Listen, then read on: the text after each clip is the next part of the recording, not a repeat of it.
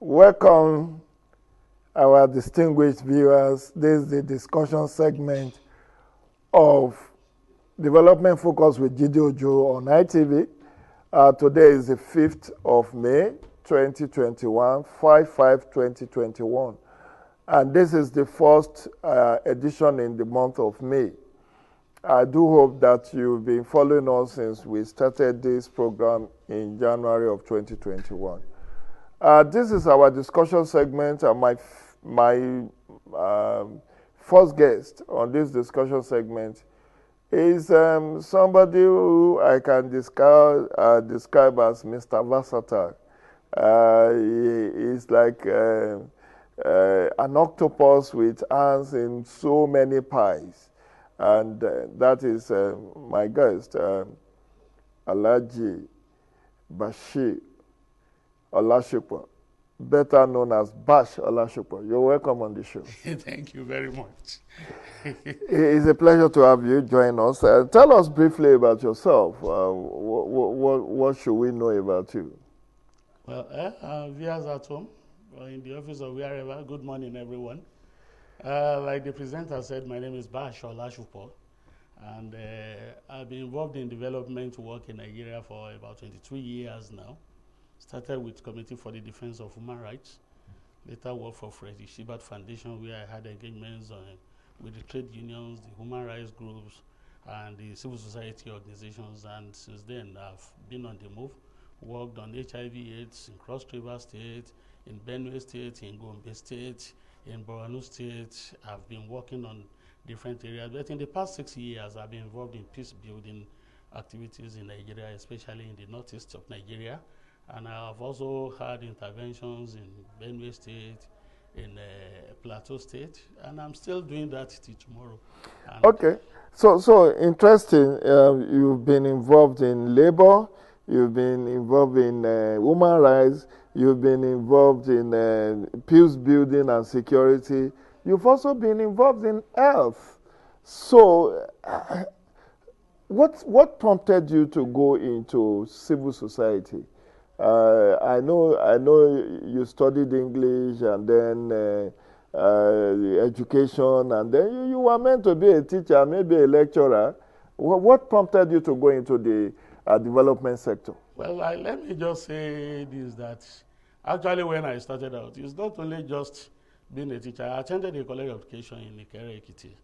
I was a teacher briefly in Ondo State before I went to the university, where I studied English language education, and my first master's degree was also in English language, specializing in modern African literature. But while in the university, even from my days in the secondary school, I would call myself an activist. It's always been in me. And so by the time I got to Unibed, people like Bamidele Okweyemi, Ogaga Ifowodu, Faith Osadolo, GT Ogunye, Bello Adeloye, Luke Aganenu, all of us were involved in NANS. And by the time I finished my first degree and went for my master's, did the same Unibed to do a master's in English, I was already determined that the civil society is where I will go. So immediately I left, I joined the Committee for Defense of Human Rights as the Research and Publication Officer. And so I was in the thick of the struggle for the restoration of democracy in Nigeria, the fight against the military and so on. And by the time I moved to Freddie Shibard Foundation, I was inside Unilag there for 7 years. My office was there. So I felt it would be a waste of time and resources if I would be there for 7 years. I would not make use of the advantage.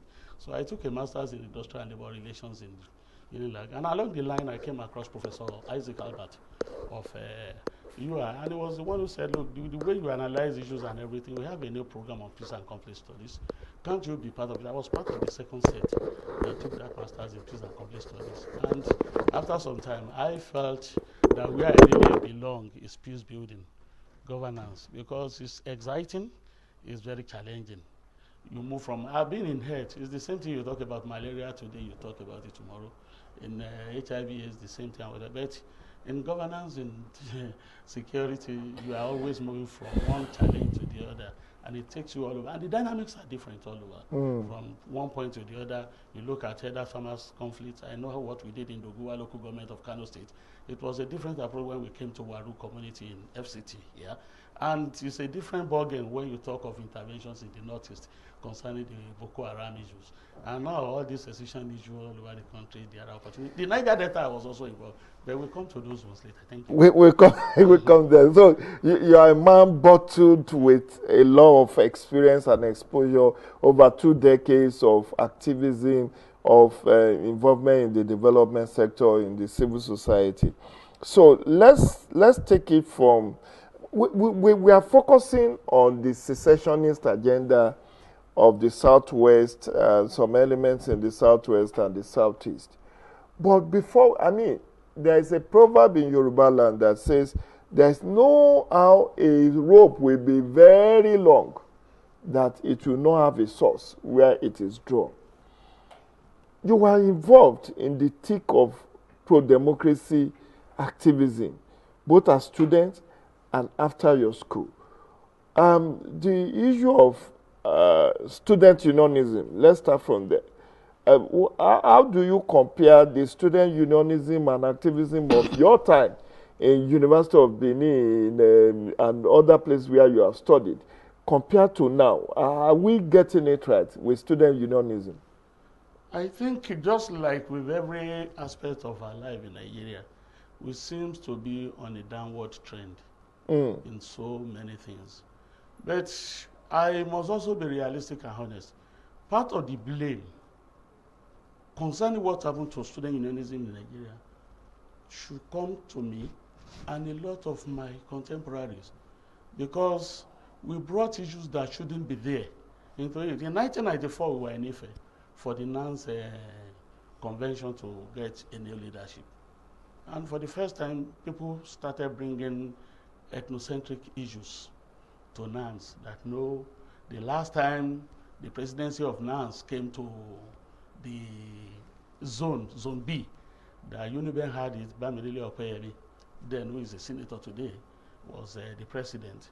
And years later, when it's coming to that zone again, that it should be one of the universities, institutions in the Southeast. It was a very difficult thing for us to manage. I think the pre-convention meeting we had, we started at about 8 p.m. Till 6 a.m. the following morning, we could not resolve this issue. The late Francis Bamidele Aturu was there on the high table with G.T. Oguye, the lawyer who is in Lagos. People know him very well. And Big Sam, what's his name? Our son now. Yes, Ebun. All All of us were there. Ogbara, Nuruddin, all of us were there. And at the end of the day, because of the internal wranglings among us that we could not resolve, the presidency couldn't get to Unzuka, where the people said they wanted in the Southeast. It couldn't go to Uniben, where I was also slated to take it. At the end of the day, it went to Ekoma. And shortly after that incident, what happened? The newly elected president then went ahead and said it was going to be part of the constitutional conference organized by General Abacha. Everybody was shocked that this is not the way we operate with food. But that was the beginning of it. After that, the people called themselves Omolobe. Yes, that's it. We came up to say, yes, the era of jeans and t-shirts in NANS is over. So you now start having, there was a forum I attended in 2016. Somebody came to represent NANS. The guy couldn't have been less than 35, and he came in a Range Rover of his own. And I was shocked. Today, you can't be president of NANS without thinking of acquiring property in Abuja.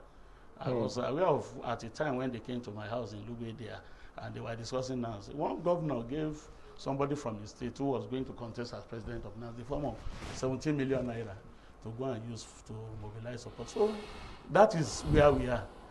The student movement is not in any special way insulated from the general rot and decay in the society. And is there, we have to live with it.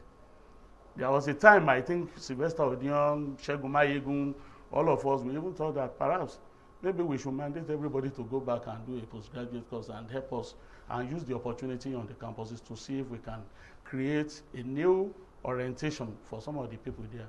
But you see the problem of existentialism, survivor, everybody. We are now married, we have children, we have responsibility and so on.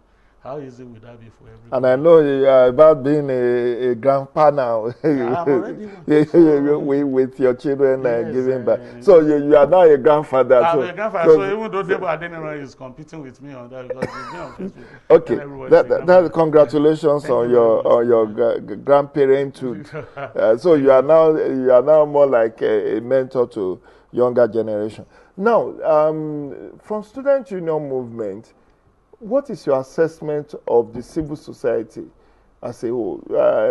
Now, a lot of fingers are being pointed at civil society organization as being not different from the people in government that we claim that we want to correct. That the civil society organization has ceased to be the conscience of Nigeria. We are now, the civil society in this country now are more like part of the rot. I mean, people are pointing fingers at some leading light in civil society, the kind of property they own, and corruption in civil society. Well, as somebody who has put over 20 years in the civil society and labor movement, what's your take on that? You see, I mentioned it that the student movement is not insulated in any way from against whatever is happening in the larger society. It's the same thing that I will apply to the issue of civil society.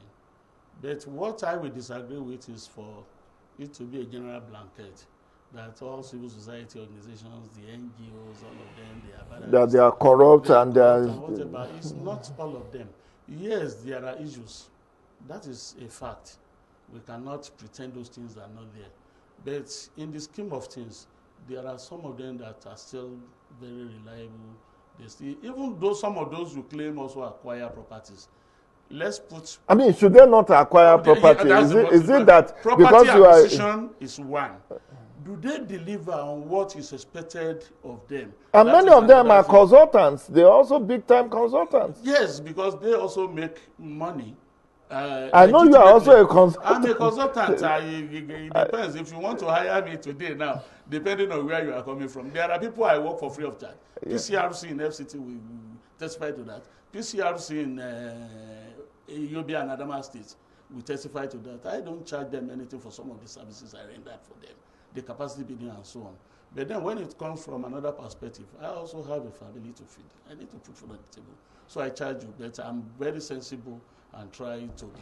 So people are just confusing issue that, okay, because somebody who belongs to civil society has property in eyebrow area, is not, your membership of civil society is a condemnation to poverty and penury.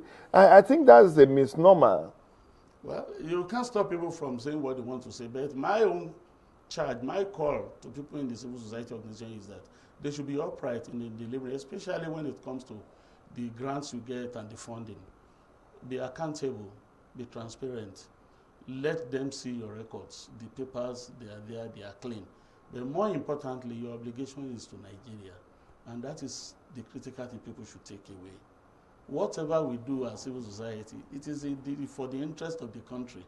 I know the sacrifice, and these are things I cannot be saying here. I can say it authoritatively that those who really suffered, some who laid down their lives for this democracy we are enjoying, they are not even recognized.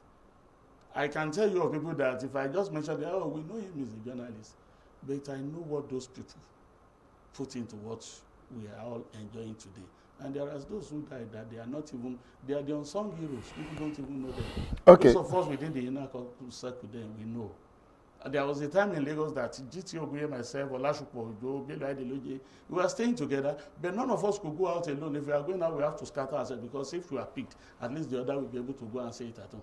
The last time they arrested Barrister Falana, he only came downstairs from his office, went down in the Ikeja there to collect something, and the SSS was waiting for him. They grabbed him, put him in their vehicle, and zoomed off. The only thing that made us to know was that he quickly dipped his hand into his pocket, brought out his complimentary card, and threw it out. It was then people saw it say it's Falana. That was how we got to know.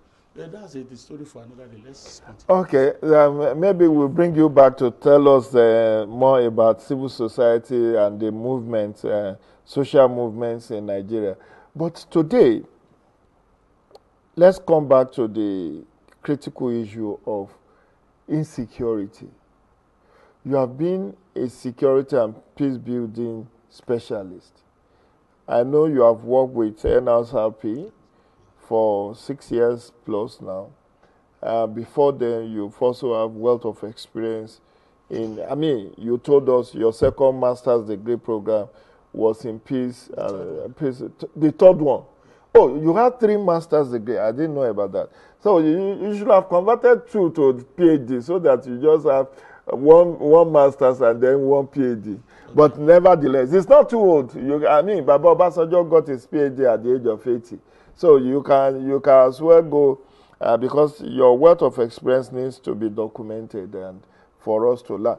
Now, there is this overwhelming demand for Nigeria to secede. From the southwest, people want to do a republic. From the southeast, they said they want Biafra.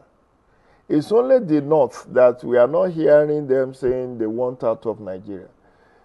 Do you think this is desirable, realistic, and will be a solution, panacea, antidote to the current security challenge that we have in Nigeria? Okay, I think, let me start from the perspective that Nigeria as a country, the political leadership has failed to invest in peace building.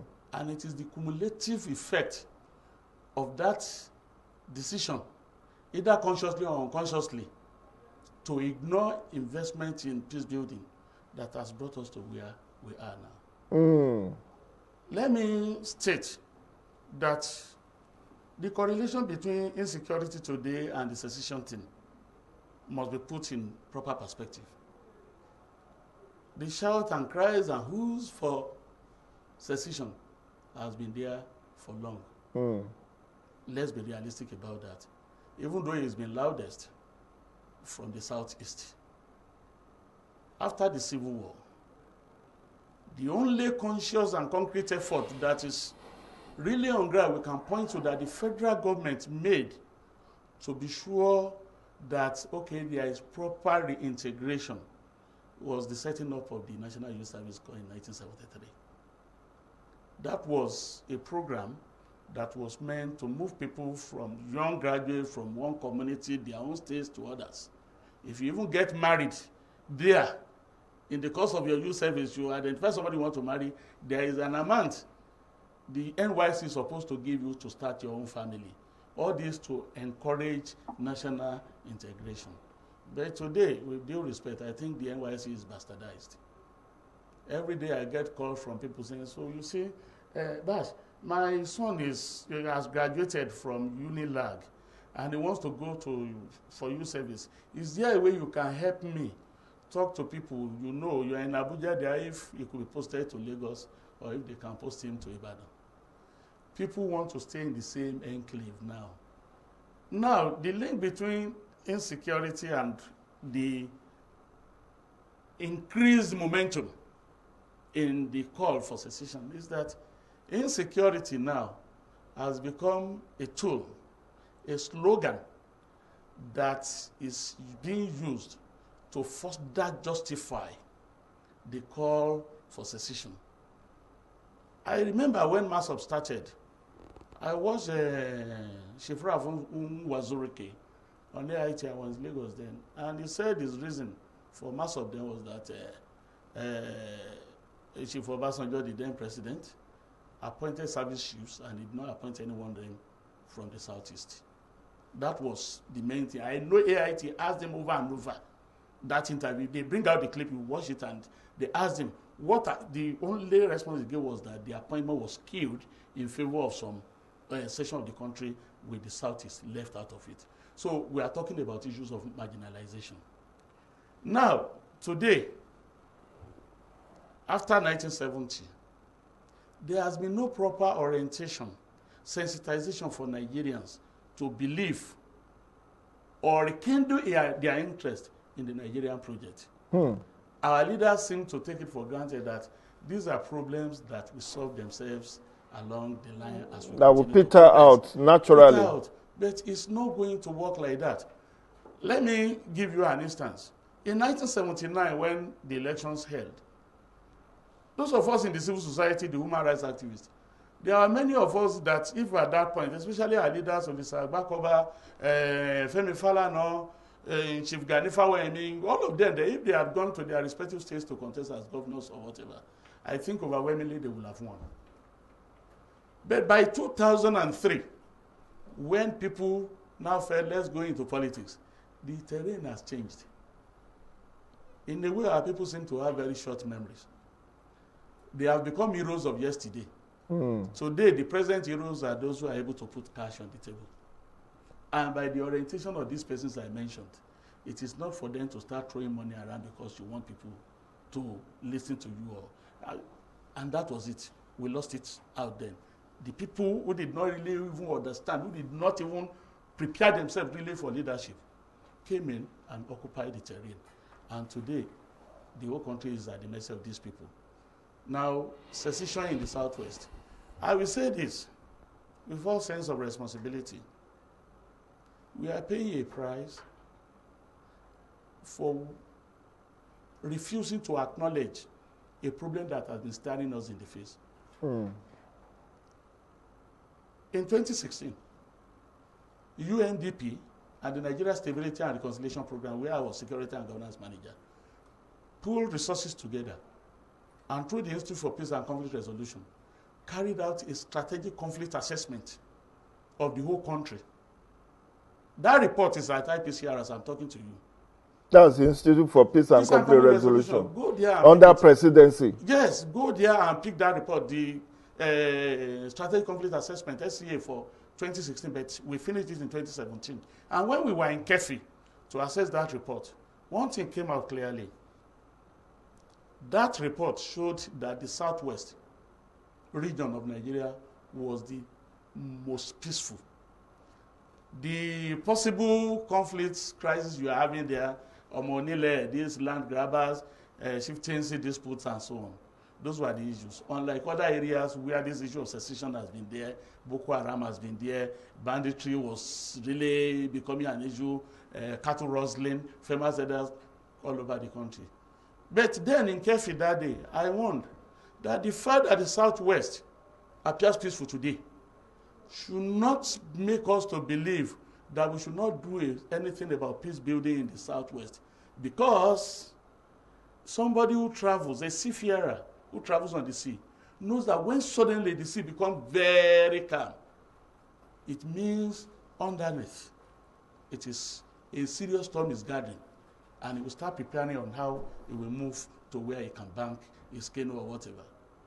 I said that the peace you are seeing here, if nothing is done to sustain it, is one piece that suddenly it can erupt into a volcano. And let's not forget, in peace building we say, there is nothing like spontaneous violence. It is an accumulation of things that are built up. So we didn't listen to the early warning signs. They were there. The document is there. Even all these Boko Haram things going on then, there are also things that were recommended that should be done in those places. But so far, we are concentrating on the military, the gun option, to manage some of these things. So people are agitating. Insecurity is just one of those things they are now using to justify it. But let me say this, going back to your question. Is secession likely to be a solution? People have a right to disagree with me, but emphatically, I will say no.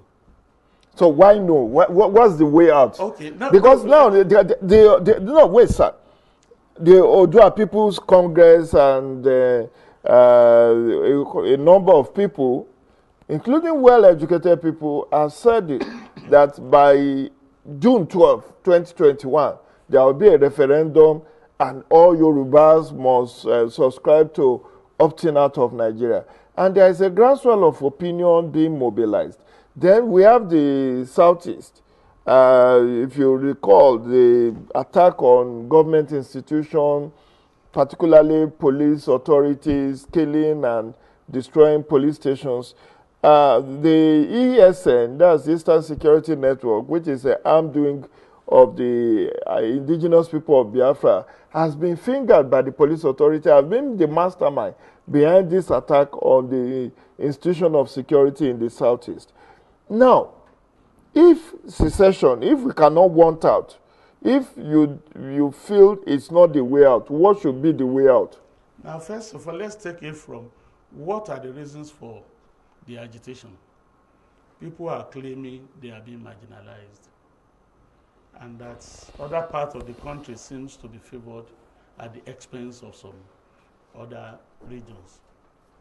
Now, let's look at a realistic scenario.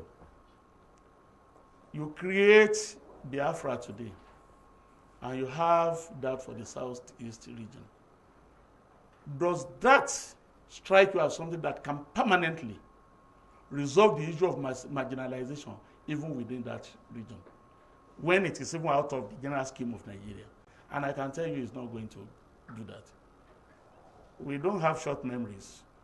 We should look at what has happened. I know there was a time that one of the states in the southeast insisted that everybody from another state in the southeast, Abia and Imo. That was between Abia and Imo that state. They should all go back to their state. Yeah.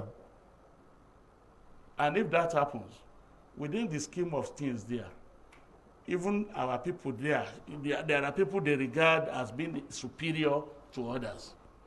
The number of people they have in terms of numerical strength will also come into play. Even let me remind you, there was a time about 3-4 years ago that Pope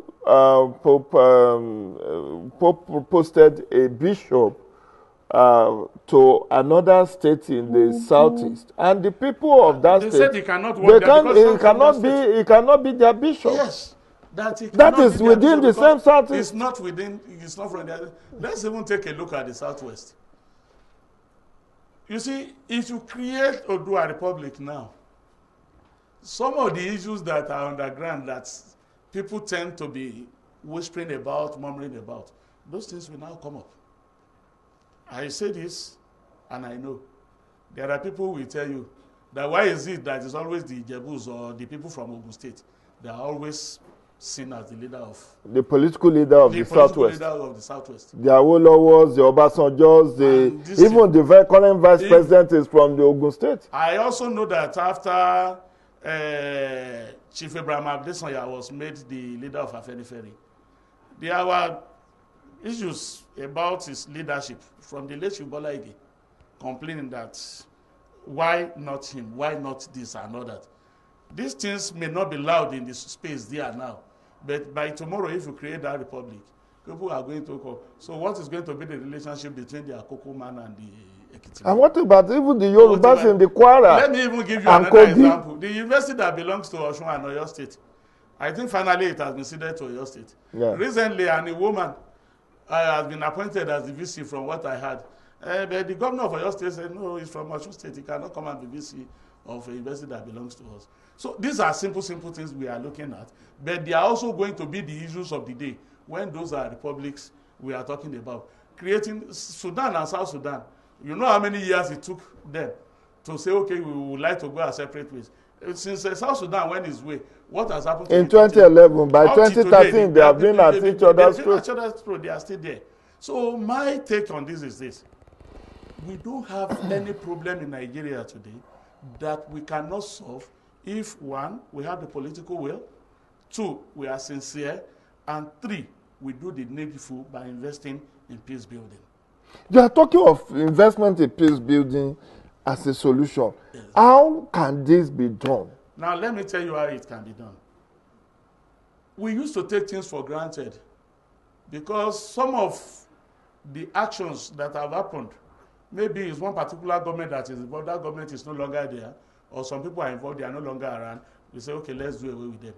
The Ife crisis, those who witnessed it will tell you how bad it was. There have been neighbors from time immemorial. We know the number of lives lost. People were acquiring arms, giving people money, getting mercenaries to work. But somehow, that issue was resolved.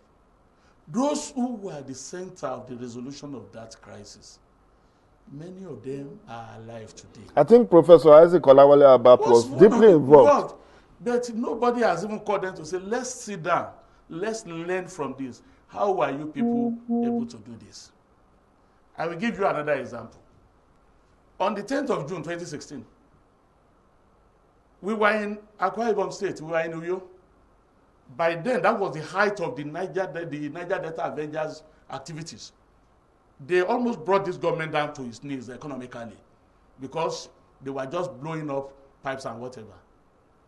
It was the EU, European Union, and the DFID through the Nigeria Stability and Reconciliation Program that provided the resources that they went through AAP's work under Judith Ashun. Ambassador Nkuyotoyo was also one of us. We were there. And I think this is very instructive. And that's why I talked of political will and sincerity. The Niger Delta leaders displayed unparalleled political will and sincerity in trying to resolve that problem. We as peace-building persons, we were able to identify a major issue then, that the federal government kept saying it could not identify authentic and credible leadership from the Niger Delta it could dialogue with on that issue. Senator Femi Ojudu, the special advisor to the president, I was the one who had to call him on phone that I said, please find a way of joining us here. There's fire on the mountain. You people should be here. And when he came, it helped. And he said that the problem is that almost every week they were receiving 2-3 letters. Different groups claiming we are the leaders of the Niger Delta. We are the one the government should dialogue with. But as civil society people, we were able to help the government to identify authentic leadership, credible one. And we were there, and this is where the sincerity comes in. After all the fanfare, the press, everybody will say, okay, leave. All the security is, please leave.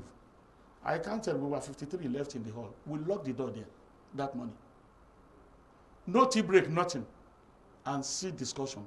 And I must tell you, we must be able to look ourselves straight in the face and tell ourselves the bitter truth.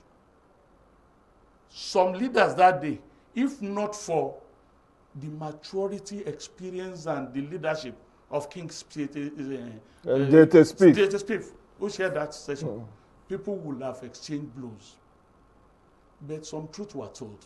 Somebody said, today we are blaming Buhari, but our son was there for 6 years.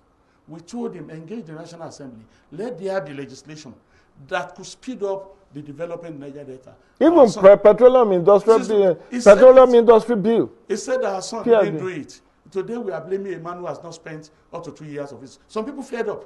How can you be blaming? And it's very interesting when the acting MD of NDDC then, Ibim Seminatari, she was there and she said, look, I must confess to you people, I'm Niger Deltan, just like anybody, my father, my mother, my husband. And I'm committed to anything that will help the Niger Delta. I came into office as acting MD. And going through the records, what did I discover? 80% of contracts awarded for development of Niger Delta, that people were paid mobilization fees and they never did. Those contracts were collected by people from Niger Delta. Some of them seated with us here today, who collected contracts, collected money, didn't do contracts, but they will go out and say the Niger Delta is underdeveloped. These were bitter truths. They said it. And at the end of the day, everybody resolved that what is the way forward. And that is the essence of peace building. By the time we left that group that day, the thing didn't end there. Other groups also came up with what they thought would be rival platforms. But what happened? The leaders were ready to accommodate. About 3 other groups formed, were pulled together. And they said, okay, go ahead. PANDEF was formed. The report was presented to the president. I must say, because of the discussion there, as an expert in what I do, I was looking at the body language and whatever, and there was somebody I identified that was unusually quiet. He was monitoring, and I engaged him. He confessed to me that they were there to really watch if we were sincere what we were doing. And having seen the sincerity that we are not just the ones who are coming to throw money at them as others have been doing. He said, okay, the Niger Delta Avengers, they have said there will be no ceasefire. He said today is Wednesday or so. Okay, between now and Tuesday next week, there are certain things that have been marked down to happen that nobody can stop them. But I think by Thursday, you will hear from the Niger Delta Avengers. Between that day and that Tuesday, 2 major air facilities were bombed. But by Thursday, the Niger Delta Avengers and announced a ceasefire and that they were ready to dialogue. That is the essence of honesty, political will, and commitment to what you are doing. The federal government should now start thinking of how do we engage citizens. There are leaders in the southeast. Don't limit your tentacles, your reach, to only those in APC or only the political leaders, traditional leaders, youth leaders, women leaders. Let's have sincere discussion. And we are not talking of discussion in Hilton or Sheraton where you end it and they say they spent 2 billion naira. No. Let's look at a cost-effective way of making people to come and discuss. But this administration have been having town hall meetings all over the place. That's also what I was on a set with the Minister of Information about 2 weeks ago, and he said they have had a total of 18 town hall meetings, with the Kaduna one they had last month being the 18th. So if they have been having town hall meetings and all these people have been invited, what is missing? Now, the missing link is this. Who is organizing the town hall meeting? The federal government. So what's, in essence, you are saying is that somebody who is a party to the conflict is the one bringing people together and telling the people that this is what we want to do. What they are having is not dialogue. That is monologue. So what do you think should have been done? That is where those, your civil society that people are condemning outside, this is where they come in. The credible ones among them should be empowered to really go, not only just the people at the top, people the grassroots, and talk to people. There are a lot of wrong narratives outside there that nobody is there to counter them. Beer parlor arguments are being used to justify all this secession issue. Somebody was telling me the other day that, you see, since 1999, the Inspector General of Police they've been appointing, they've always been appointing them from the north. And that is why the one who just left now left, and the new one that is coming on board is also from Yobe State, another. And I said, you are not correct. Between 1999 and now, we've had 12 IGP. Out of the 12, 6 of them have been from the south and 6 from the north. And I told him, if you think it's something new you are talking about, when Muslim Smith left, a Yoruba man from Lagos, it was succeeded by Tafa Balogun from Osun State. After Tafa Balogun, we also had Indero from Ondo State. After Indero, I think we had Okiro from Edo. And after Okiro, there was Onovo. From the southeast. For all of them are from the south. And this issue of people believing that all their problems will be solved once their person holds political office, I don't know where it is coming from. It is not realistic. The people holding political offices are more interested, or holding these appointments are more interested in this thing of their own children and family. Go to National Assembly today, go and have an audit of the staff. Each senator and House of Representatives has. These are things people will not like to be said, but it is the truth. Many of them, since 1999, you check the list, their wives, their children are listed as their staff. They will supply laptop for their staff. It goes to their children and this thing. These are the realities on ground. But we heard from them. Let's just bring the public to this discussion. You can join us on this discussion segment by dialing the number 0809 987 1989. 0809 987 1989. That's the number on your screen. You can dial to join discussion. We are here discussing about the lingering security challenges that Nigeria has faced and the call for secession. Is that the way out? Is that the solution to Nigerian problem? That we should just go our separate ways like Yugoslavia, like Czechoslovakia, like USSR, who have been dismembered? Is that the way out for us? People are saying, oh, by June 12, we want to have a referendum, Nigeria, we want to do our republic. Is that the way out, or should we be listening to the expert who is saying we need to invest more in peace building and sincerity of purpose? We need to bring mediators to mediate among the different groups that are having issues. We have our first caller. Hello?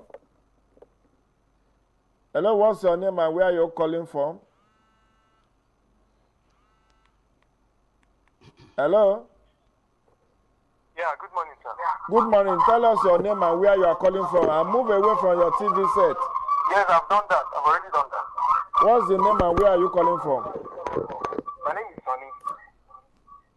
Sonny from where? From Maitama. Sonny from Maitama. Okay, what's your question or comment? Sorry, actually, you can see Nigeria is not well now. The way I'm seeing it now, Nigeria is very, very, very sick. Sick in the sense that some tribes, or want to be ruling for life, and they never give consonance to other tribes and all that. So the other ones, they are not giving priority. Those ones are really, are saying that we are not one Nigeria in most cases. If you marry, at the end of the day, you and your wife is not going on. If things are not going well with you and your wife, you separate instead of killing yourself peacefully. You understand? So this is the way I'm seeing the whole thing. The security in this country now is so bastardized that nobody knows where it's going to right now again. And the people we have in the hem of affair right now are not solving matters, are not making matters to be simplifying the matters. Everyday problem. So you think going our separate ways is the solution? You think all our problems will disappear once we go our separate ways? It's not. It truly is not. But the people in the hem of affair right now have to really bring their heads together to bring more peace, elaborate peace in this country, so that Dick and Harry can live in peace. Thank you very much, Sonny. Let's make way for other people to call in. Thank you very much. I appreciate your calling in. Thank you very much. So, you had Yes, like I said, first of all, you started by saying there is a particular set of people who want to hold on to power. We have another caller. Sorry, this is why we... Hello? Hello? Oh, we lost that call. You can call in on the number on your screen, 0809-987-1989. That's our number. Okay. My take is, even for those who say Hello? that... Hello? Yes. Tell us your name and where you are calling from.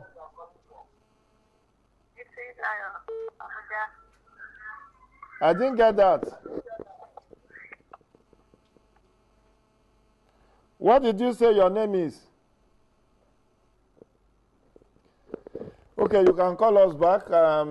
The number once again is 0809-987-1989. Now, you said there should be a mediator. What is Institute for Peace and Conflict Resolution doing? We have all this peace, University of Ibadan, which has been training people in peace and conflict. Don't you think it's that time they weigh in to facilitate the resolution of this challenge? Yes, if that is where I say the government should look at the institutions available, the resources available, and let's make use of them. Let's look into the experience of people who have been involved in this. The reality is that we take our own for granted, and we look at people outside. So you are looking at people already suggesting we get mercenaries from outside to also come and help us in terms of the military engagement and whatever. At the same time, who is going to help us talk to our people? You see, the insecurity has gotten to this level because people are not committed to the Nigerian project. Hello? Hello? Hello, tell us your name and where you are calling from. Oh, we lost that. Sorry. So people are not committed. Let's try to reawaken the consciousness and sense of patriotism of Nigerians. And let them have that sense of belonging, that yes, there is a leadership that cares. The moment Vice President Oshibajo traveled to the Niger Delta to meet with the leaders to discuss the issue of the Niger Delta Avengers, I think that's played a significant role in dousing the tension. But when you continue to ignore people and their cause and their predicament, you push them to the extreme. Unfortunately, like I said, the wrong narratives are there, and it is easy to capitalize on that to mobilize people. But my take on secession is just a typical example of a polygamous setting. A man who has 3 wives. Now, the youngest wife is his favorite. and he cherishes her a lot. Automatically, the two other senior wives will team up to fight the younger one and then start putting pressure, doing everything possible. And if at the end of the day, they are able to convince the husband to expel the younger wife, once the third party is gone, the two of them will turn on each other. They will turn against each other and then they rebattle. So remove yourself from Nigeria and go and stay in your home. It is then you are going to see the difference between Abia and Imo, the difference between Imo and between Ijebu and Akoko, Ibadan. All these things will come up. And for me, war is not an option. With all the intermarriages and all these things. My younger brother has an Igbo person as wife. My immediate younger sister is married to an Igbo man. So what happens to them? But let's even leave that aside. If you have witnessed a violent riot, you will not pray for war. It's very easy for people to sit in their cars and start saying, we want war. Please, war is not an option for us in Nigeria. It's not a solution to our problem. Whatever it is, we can sit down and dialogue. We can still get people to feel that they are part of this project, and then let's accord them recognition. And that is what the government should do, not organizing. Hello, can you tell us your name and where you are calling from? Okay, my name is Chioma. I'm calling from Abuja. Chioma? Yes, I'm calling from Abuja. From Abuja, okay. Yeah. No, I'm actually just visiting Abuja, but I was listening to your guest, and I'm from the Southeast, and he was spot on.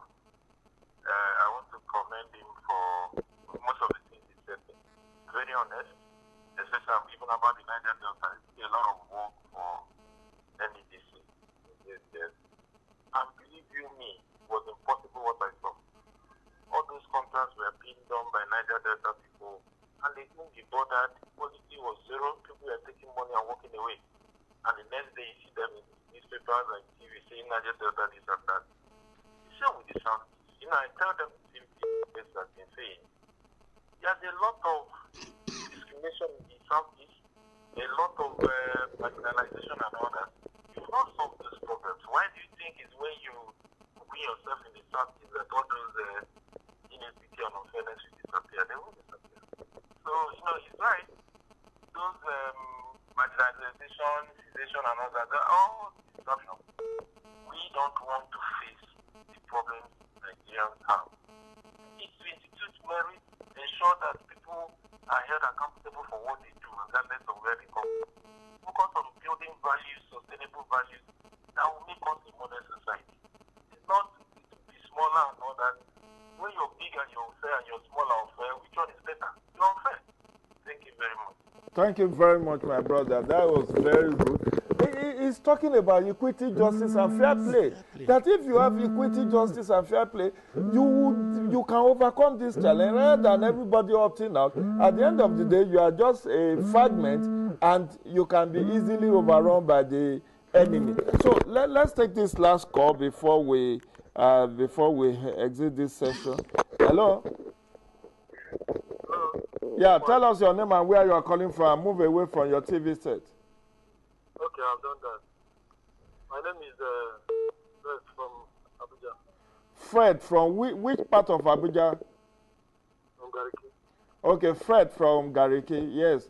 Tell us your name very quickly and your question or comment very quickly. Yes, my comment is that, you see, it's a good move that we want everything to settle. But the issue is that there are lots of insincerity, especially with the people leading us. Okay, and if you look at it, just like unrepentant husband who beats his wife, every tomorrow he comes to apologize and all that and all that. Even though the wife leaves, he will not still have all that she wants. Okay, so and that is what we are facing. Talking about cessation is not the best, but even if that happens, problem never finishes.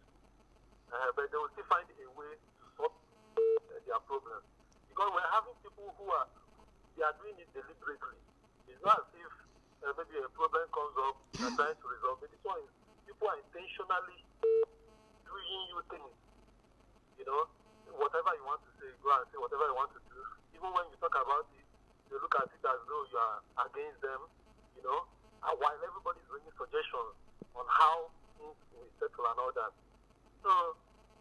are just somehow. I pray God will help us. Amen. Thank you very much, Fred. I appreciate your call. That's the much we can take on the phone segment. Let's conclude this because we have only 30 seconds left. So, way forward, people, we have had 3 or 4 callers.